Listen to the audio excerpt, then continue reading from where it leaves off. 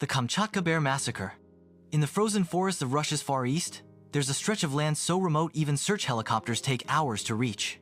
In 2008, a group of loggers went deep into the Kamchatka Peninsula and never came out the same.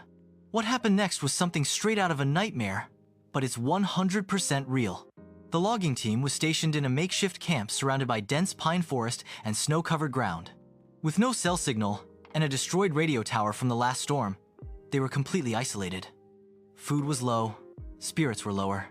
Then, strange things began to happen. Giant paw prints in the snow.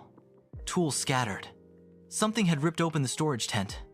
One morning, a worker named Alexei went to cut firewood. He didn't return. His co-workers searched, but all they found were his blood-splattered gloves, a crushed thermos, and deep claw marks carved into a tree. That night, they heard it. Low growls. Heavy footsteps. Something was circling their camp.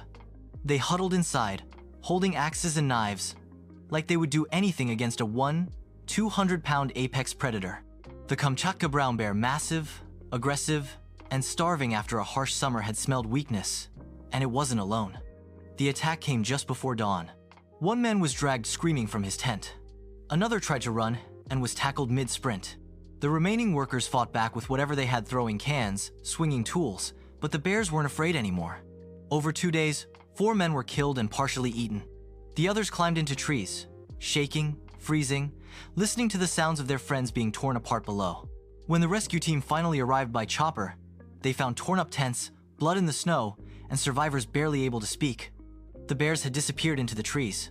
To this day, the Kamchatka Massacre is one of the most brutal recorded cases of predatory bear attacks on humans. It wasn't a freak accident. It was a hunt, and the loggers were prey. This is the Story Vault.